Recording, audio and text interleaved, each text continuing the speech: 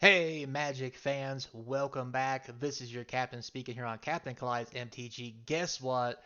Somebody busted a couple packs of All Will Be One from the new Phyrexia set, and it has snuck onto the internet. I got the first glimpse of it. No one else has seen it yet. I just happened to run across it. So, with that said, don't forget to subscribe to get more of the news firsthand on my channel, and I do appreciate it.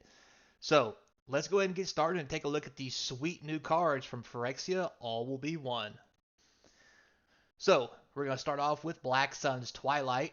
So this is there's one of these for every color. This one is a black and X. It says up to one target creature gets -X/-X to a turn.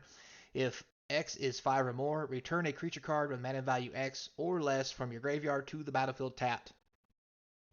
It looks like it's a rare, and that is pretty amazing. I like the whole Shieldred reference there, and the picture is pretty sweet. Honestly, 6 mana to kill a creature and bring one back from the graveyard seems really good. Not to mention, it's just a kill spell that gives minuses, so you can't protect it with Indestructible. Gonna be a good removal spell, and probably gonna see a lot of play. Next, we have Malera the Living Cure. So if you guys don't remember her, she used to be all green and would prevent counters. Now she is a white-green 3/3 human scout rare. If you would get one or more poison counters, instead you get one poison counter and you can't get additional poison counters this turn. So it doesn't prevent it, but it does prevent you from getting a lot. Exile Malaria, the Living Cure. Choose another target creature or artifact when it's put into the graveyard this turn. Return that card to the battlefield under its owner's control. That's really good. So not only does it prevent counters, but for 2 mana, it's basically a way to pull your big nasty out of the graveyard. Even if it gets killed with -1/-1 counters, it's better than giving something indestructible. Um, because even if they give it -1/-1 counters, it still dies, but you can then use this to sacrifice this to put it back on the playfield. This looks really strong. It's going to be interesting to see how it plays out as the rest of the set unfolds. Next, we have Graaz, Unstoppable Juggernaut. So 8 colorless for a 7/5. Juggernaut you control, attack each turn if able. Okay. Juggernaut you control can't be blocked by walls. Okay. Other creatures you control have base power and toughness 5/3 and are Juggernauts in addition to their other creature types. That's very interesting from the stance of token decks. Um, you can't get it out of your graveyard unless you use something else. This is a very interesting rare. Um, I don't know if it's going to be good enough as an artifact to compete with the other artifacts that we have, but we'll have to wait and see. But it seems pretty sweet, and not going to lie, might be pretty good in Commander. Next, we have the Archfiend of Dross, 2 black and 2 for a 6/6 flyer. Here we go. Archfiend of Dross enters the battlefield with 4 oil counters on it. At the beginning of your upkeep, remove an oil counter from Archfiend of Dross. Then, if it has no oil counters on it, you lose the game. Ooh. Whenever a creature an opponent controls dies, its controller loses 2 life. So you've got 4 turns to kill somebody with this thing, and it flies. Technically 3, because on the 4th turn, it loses an oil counter, then you lose the game. This is going to be interesting because there's all kinds of ways to put oil counters on things to make this playable. There's also ways to give away creatures so that someone else can lose when all the oil counters are gone. And if that comes out in this set, that will be a very interesting deck archetype. Because if you play this on your turn, it's going to go from 4 to 3. Give it to your opponent on their turn, it goes from 3 to 2. So it could very easily kill somebody. Interesting. Blade of Shared Soul. So for blue and 2 equipment, it has 4 Mirrodin. Interesting. When this equipment enters the battlefield, create a 2/2 red rebel creature token, then attach it to it. Alright, so 3 mana for a 2/2 with the sword on it. Whenever Blade of Sharded Souls becomes attached to a creature, for as long as the Blade of Shared Soul remains attached to it, you may have that creature become a copy of another target creature you control. Oh, this is disgusting. So you can make a big nappy later for 3 mana, play this, and change it into something insane. This seems really good, especially for Commander players. Might even see a little standard play depending on what kind of creatures we have to work with. All right, Norn's Wellspring. Interesting. Is that Tameo? Anyway, white and 1. artifact. Whenever a creature you control dies, scry 1, put an oil counter on Nor's Wellspring. For 1 colorless and tapping it, remove 2 oil counters from the Wellspring to draw a card. Very interesting. It is white, so it'll go really good in token decks. Not to mention the scry ability. It'll be interesting to see if this gets enough play. Very interesting. Oh, I just now noticed that's Elish Norn's thing in the back with bleed out of her eye. Okay, yep, I get it. All right, next we have Uncutus Grand Metatech. 2 blue and 1 for 2/4. Other blue creatures you control have, whenever this creature becomes tapped, to draw a card, then discard a card, okay? Other artifact creatures you control get +1/+1. That's also very interesting. Until end of turn, for a blue or a Phyrexian mana, target creature you control becomes a blue artifact in addition to its other colors and types. Activate only as a sorcery. Huh. So you don't have to play him in an all blue deck because you can make anything blue from 1 blue.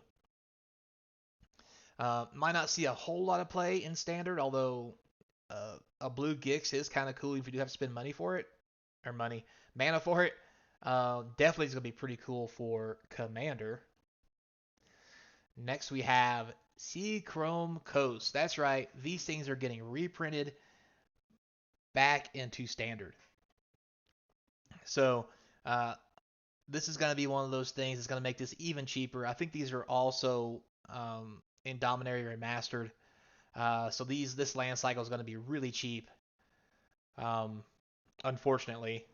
But hey, it is what it is. We need some good land, and this will just have to be it. This is what we used to call the fast lands. So, next we also have Geth Thane of Contracts. Interesting. 2 black and 1 for a 3/4. Other creatures you control get -1/-1. Okay. For 2 black and 1, return target creature card from your graveyard to the battlefield it gains. If this creature would leave the battlefield, exile it instead of putting it anywhere else. Activate only as a sorcery. So this is very interesting. It's not too bad. The ability to put any creature from your graveyard back on the battlefield for 3 mana is insane. 3/4 for 3 is also great, although it does kill all your other creatures. It's very interesting. I can see some things like, there's white cards, there's the 2 mana 1/1s and 2/1s that draw a card when they come in, but they'll die immediately because of this, but it's still like drawing a card for 3. I don't know, I got kind of mixed emotions about this, although anything that brings stuff back from the graveyard is going to be great. This is definitely going to be good in Commander, and we'll have to wait and see if it's good enough for Standard. Tablet of Completion. Alright, 2 colorless, you get an artifact. You can tap it, put an oil counter on it. Tap it, add 1 colorless. You can only do this if it has 2 or more oil counters on it. So you have to wait 2 turns for you can get mana out of it. I'm not sure I like that. 1 and tap, draw a card, activate if the tablet has 5 more counters on it. Now that may be cool in Commander, although waiting 5 turns to draw a card for 1, I don't know is going to be good enough to see any kind of standard play. We'll have to wait and see though. Next we have Mercurial Spell Dancer, blue and 1 for a 2/1. It can't be blocked. Whenever you cast a non-creature spell, put an oil counter on it. Whenever it deals combat damage to a player, you may remove 2 oil counters from it. If you do, when you cast your next instant sorcery spell this turn, copy that spell. You may choose new targets. That's really good because you're guaranteed to hit, and every 2 turns you get 2 spells out of it. I think this is probably going to see a lot of good play. Mainly because using this in a blue-black deck or a deck with lots of removal, the ability to hit the opponent twice and then cast 1 kill spell to kill 2 creatures can easily get you ahead in the game. So this might actually see some play. Next we have Ovica Enigma Goliath, I guess. Red, blue, and 5. Wow, for a 6/6. Has flying, ward 3, which is after you pay 3, you gotta pay 3 life. Wow. Whenever you cast a non-creature spell, create X 1/1 red Phyrexian goblin creature tokens, where X is the mana value of the spell spent. They gain haste until end of turn. So this is very powerful if you can jerk this out of the graveyard, or even if you lay it on turn 7 without dying before then.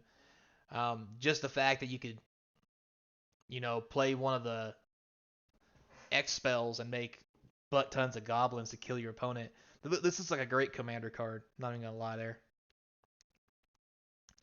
All right, next we have the Evolved Spinal Derm. Boy, the names. 2 green and 2 for a 5/5. All right, Evolved Spinal Derm enters with 4 oil counters on it. It has trample as long as it has 2 or fewer oil counters on it. Otherwise, it has hexproof. That's very interesting. At the beginning of your upkeep, remove an oil counter from Spinal Derm. If there are no oil counters on it, sacrifice it. All right, so now the oil counters are kind of being used like fading counters of the old days. Really interesting.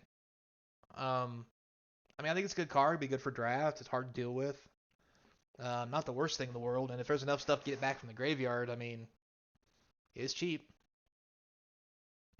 Next we have Urbrask Forge. Red and 2 for an artifact. Beginning of combat on your turn, put an oil counter on the Forge. Then create an X1 red Phyrexian horror creature token with trample and haste, where X is the number of oil counters on the Forge. Sacrifice that token to begin the next end step. So this is amazing. This is 3 red to make a 1/1 and then a 2/1 and then a 3/1. And these have trample and then a 4/1 and a 5/1. I think this is going to be a deck. Because this is just too good for 3 mana. Just you put it out and it just keeps making tokens. I mean, this is better than Wedding Invitation by far, and it's white. Or you just call this the red version of a Wedding Invitation, and Wedding Invitation gets tons of play. This is going to be an amazing card.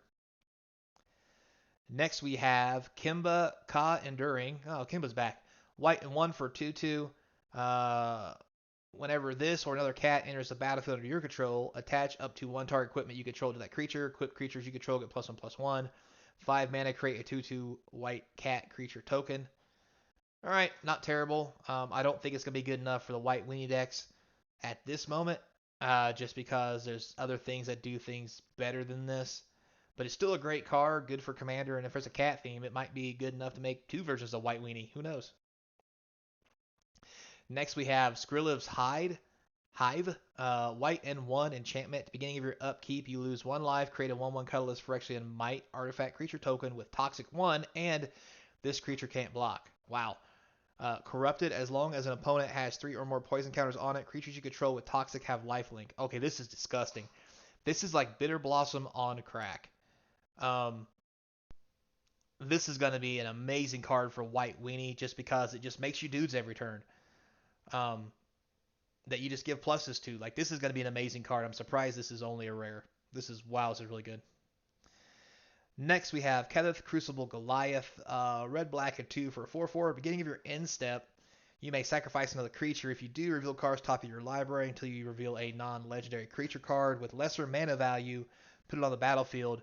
Then put the rest in the bottom of your library in a random order.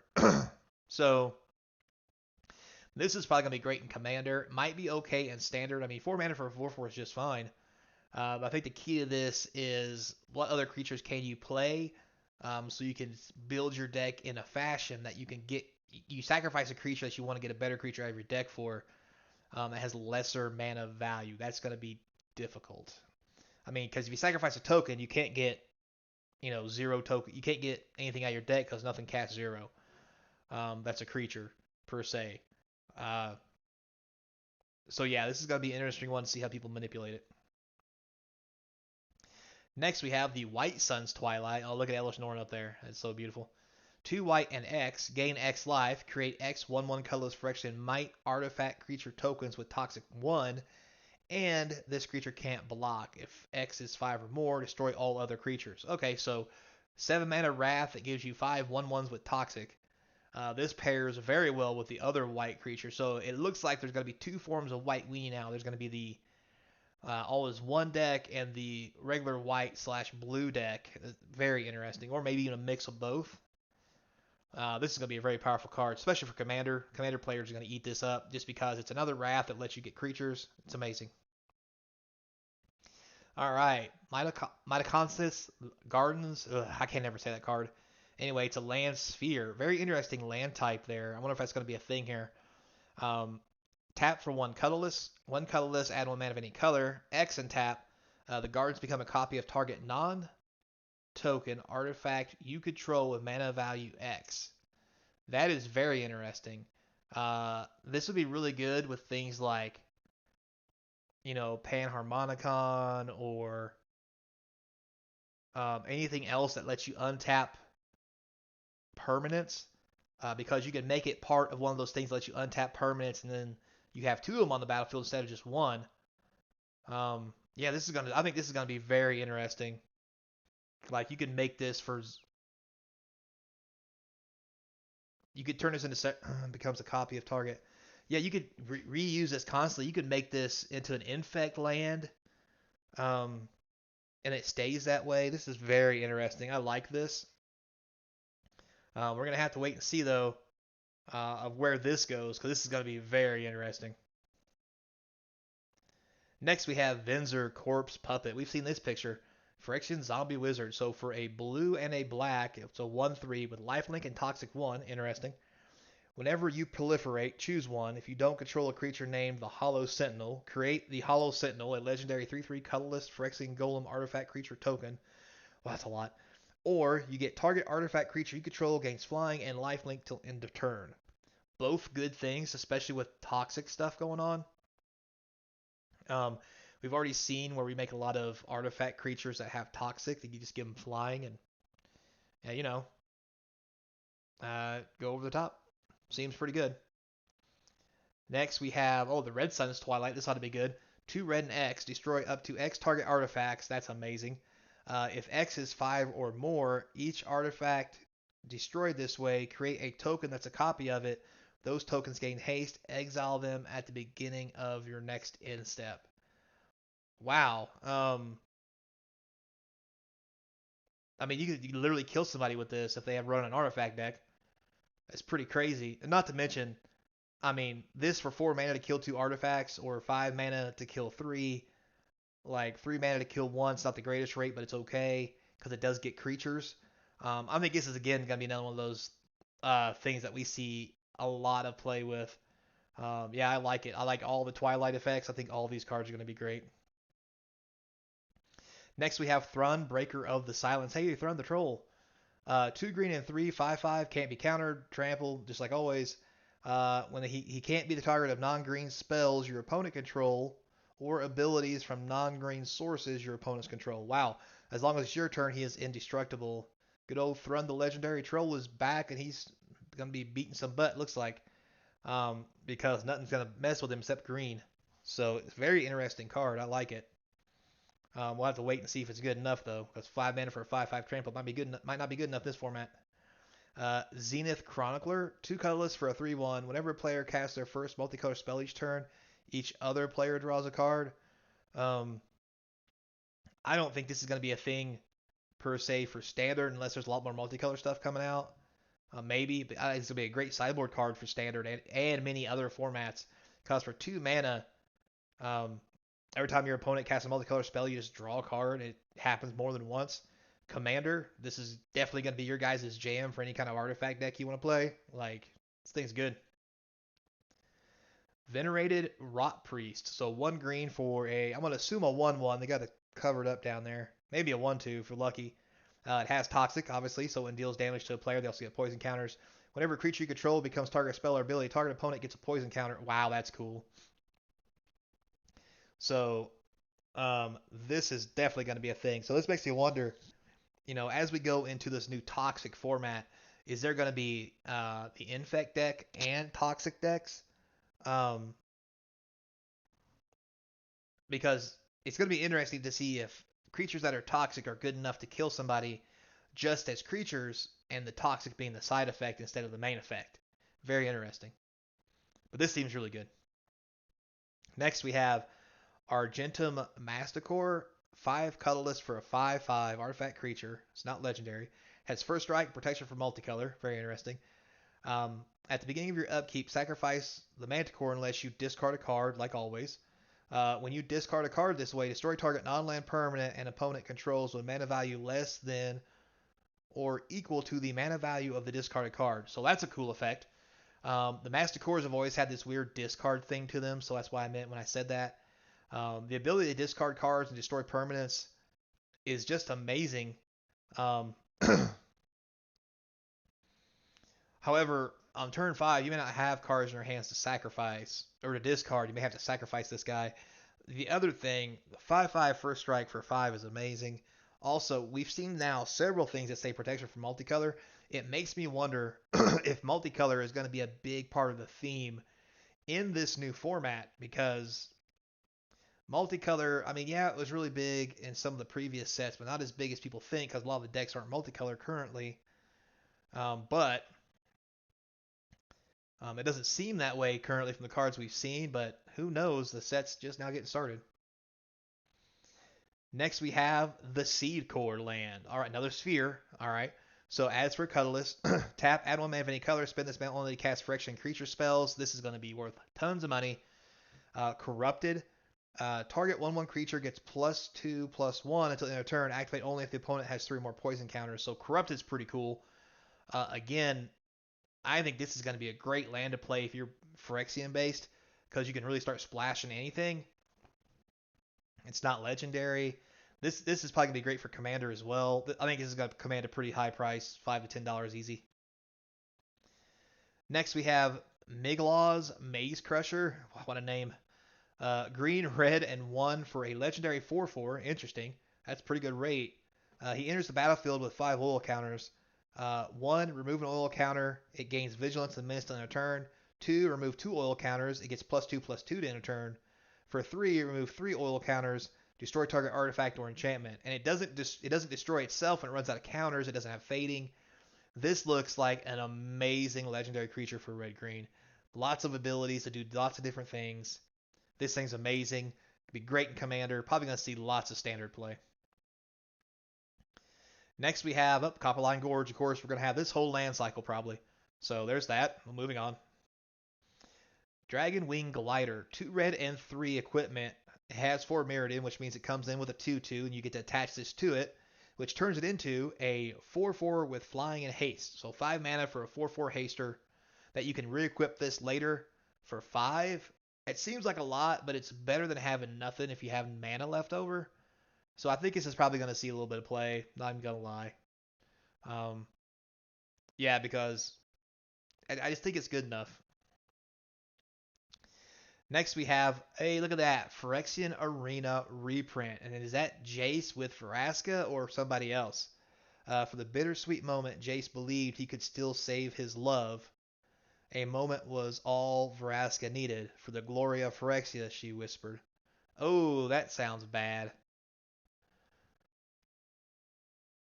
Okay, so, but yeah, Phyrexian Arena, same old, 2 black and 1. Enchantment, beginning of your upkeep, you may draw a card to lose a life. This is actually a pretty pricey card back in the day, and probably still is, but won't be anymore. But yeah, it's great to see that reprint and a call back to a fight inside the arena. It's very interesting. If Jace is speaking about Vraska's that he loves, or the fact that it was someone else if Vraska's going to kill him. Has Jace finally met his match? And is Vraska completed? Next we have Conduit of the Worlds. So this is probably an ode to the World Tree that was stolen. 2 green and 2 for an artifact. You may play lands from your graveyard. Alright, already a good Crucible of the Worlds. Except it's only for green. Choose target non-land permanent card in your graveyard. If you haven't cast a spell this turn, you may cast that card. If you do, you can't cast additional spells this turn. Activate only as a sorcery. So this is an amazing card, not just for green, but for anything splashing green. Because eventually you're going to run out of stuff in your hand, and this is going to let you recycle stuff in your graveyard. It also says choose a non-land permanent card in your graveyard, cast it. You can't cast additional cards this turn. What it doesn't say is exile that card if it dies, so it goes back to the graveyard. So you can recast it again the next turn if it's a permanent. I think this has lots of implications because it doesn't say that, which will make this a great card for Standard, Commander. I don't know if the other formats will be able to adopt it because of how much it costs, but who knows? This seems really powerful. All right, next we have the Eternal Wanderer. Very nice. Picture sucks. I hope it looks better than what it does here. 2 white and 4 for a 5/5.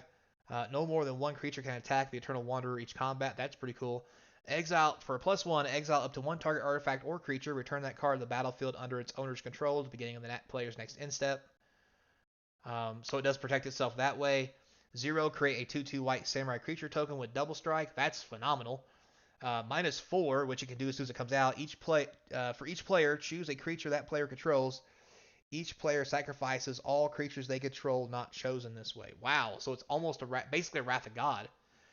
This seems very powerful, Elspeth style card that was like we had back in the day. I think this is going to be highly played, and it'll be a very good card for Standard and definitely Commander. This is amazing. Wow. All right, and then we're going to wrap it up with 2 cards from Commander itself. From the Commander set, we have Ixheal, Descendant of Atraxa, which is very interesting. Looks almost just like her. It's pretty cool. Green, black, white, and 1. Legendary creature Angel, Flying Vigilance Toxic 2. That's really good. For 4 mana, it's a 2/5. It has Corrupt at the beginning of your end step. Each opponent who has 3 or more poison counters, exile top card of their library face down. You may look at that card, play those cards as long as they remain exiled, and you may spend mana of any color. That's an amazing commander card. You commander guys, have fun with that. That's going to be a commander everybody's going to want in their deck, or part of their 100, or 99, depending who your commander is, because that's pretty sweet. And the last commander card we have, Nalila, Sons of Vanguard. It looks like Koth is somebody from Koth's kind of thing. Anyway, white, red, and 2, legendary creature, human rebel. Attacking tokens you control have double strike. That's disgusting. Every time 1 or more tokens you control attack a player, exile top card of your library. During any turn you have attacked with a token, you can play that card. 3/3 for 4, not the best. Could be a decent, I'm not going to lie, could be a very decent commander if you're playing a token deck, or it could be part of a good 99 of a token deck, depending on your colors. Seems pretty good. So, that's it, guys. Those are the spoilers that we got, along with the leaks that came out of nowhere. Tell me in the comments below what you guys think about the cards. Seems very powerful. A lot of power creep. It does seem like it's going to be very entertaining. From what I've seen so far, it looks pretty sweet. And maybe some of that's just my bias to some of the old style of going like Phyrexia, Dominaria style cards, because I'm having a lot of fun in these formats. Just because it's really giving me a throwback to when I first started playing, but maybe it's just me. You guys tell me what you think in the comments down below. Don't forget to comment, like, and subscribe.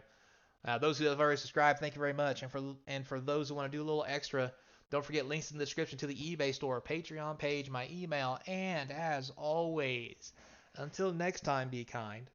And I hope to see you across from the game table.